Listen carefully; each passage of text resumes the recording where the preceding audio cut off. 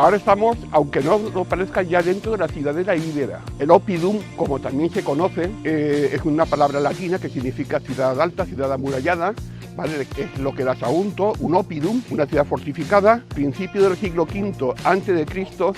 ya tenemos una pequeña ciudad. Aquí vamos a tener en Sagunto una evolución, ¿vale? Los inicios de la ciudad en la parte alta, pero ya en el siglo IV a.C. ya tenemos toda la montaña ocupada. Influencia de fenicios y influencia de griegos. Nos dejarán también el sistema de gobierno de la ciudad.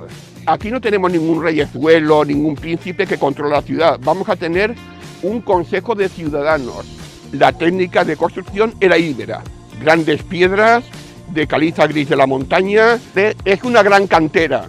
La cantera medirá también casi 2 kilómetros de longitud. Toda la montaña, los íberos van a desmontar completamente la montaña,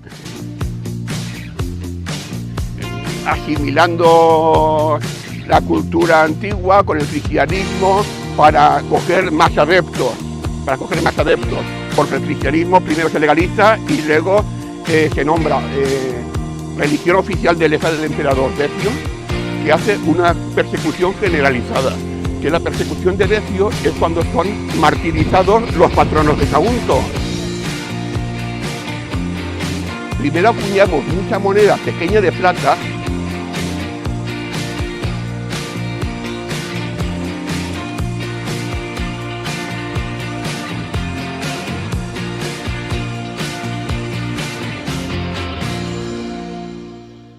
Ahora estamos en uno de los tramos más bonitos de lo que es la muralla íbera. En este caso, la muralla no está realmente fechada, así como la de los Tres Pouets, que ahora veremos la última, sí que está fechada porque hubieron unas excavaciones en la década de 1970, esa no ha sido fechada, pero esta posiblemente sea de las más antiguas que hay, porque así como la cultura íbera a nivel de cultura está bastante unificada, aunque hay zonas que, por ejemplo, la cerámica cambia un poquito, a nivel político no estamos unificados. Eso pesa varias toneladas, ¿eh?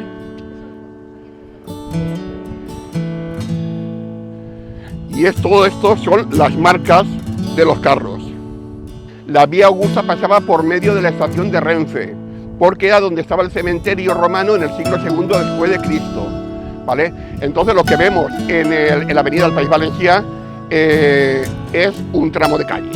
¿Ves ese finito de piedra ahí al lado del árbol? ¿Vale? Eso es una entrada a uno de los anillos de la ciudadela. Claro, pero a uno de los anillos, porque es que toda la cantera que abajo se ha comido la montaña, habían más anillos. Ahora conservamos, en la zona de los Tres Pouets, conservamos 3 anillos de muralla. Y llegaría un momento que tú puedes tener una ciudad con muchas cisternas y mucho agua, pero el agua se acaba. La comida se acaba.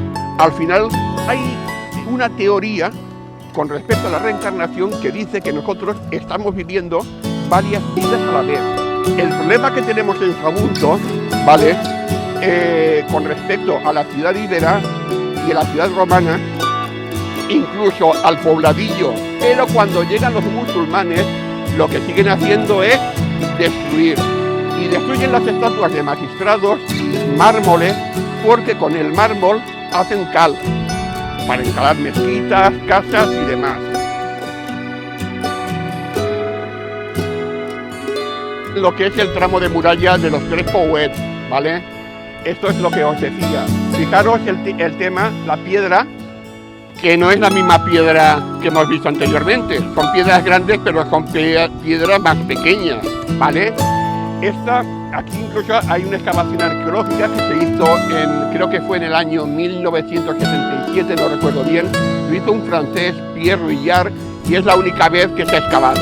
Es una muralla esquinera y está reutilizada en época romana. ¿Y cómo sé que está reutilizada en época romana? Porque si subes arriba a lo que es la entrada del tramo de la muralla, hay un fragmento de suelo puesto en el sitio de época romana.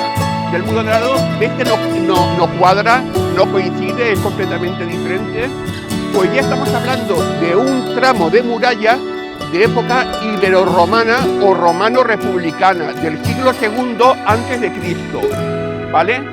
Pero la parte de arriba de la muralla, ¿veis que tampoco cuadra? Pues eso ya es un bancal, eso ya es una carchata moderna. Tenemos la muralla porque aquí hay vida, continúa la vida después de la Segunda Guerra Púnica, la ciudad se rehace, pero es una ciudad grande, no suelta arenilla, pero esto es un molino íbero. Cisterna de época íbera, tallada en la roca, ¿vale? Posiblemente no reutilizada en época romana porque no vemos el opus igninum, ¿vale? Esta pieza es una pieza del techo. Esto, ¿por qué se queda en el techo? Porque si entramos en el castillo, en la plaza de Almenara, realmente bonito, incluso durante la Guerra Civil fue también reutilizado el edificio. Que esos pozos comunican con el castillo. Eran pozos que ya funcionaban en época íbera, pero son reutilizados posteriormente, pues están comunicados con el castillo. Porque claro, lo que tenemos aquí delante es la batería de San Jorge. La batería de San Jorge es napoleónica, ¿vale? Y aquí veis, estos son restos de construcciones talladas en la roca de época romano-republicana, siglo II a.C., pero mirad, ¿veis que el opus igninum romano? La cubrición romana. Sí, esto está hecho pues a base de piedrecitas, cal, arena, agua, pequeñas piedrecitas para darle más consistencia, ¿vale? Y esto posiblemente sería reutilizado pues como una cisterna o como el suelo de una casa. No se sabe bien porque no se ha estudiado todo esto mucho más. Ahora ya que sabéis, tenéis una masterclass en construcción ibérica, ¿no? Pues vais a poder identificar, también en romana un poco, ¿no? Vais a poder identificar todos esos grandes sillares íberos o esos arranques iniciales, lo romano republicano por encima, y luego ya todo el tapial islámico que está recreciéndolo todo. Y arriba pues modificación francesa y de todo. Entonces,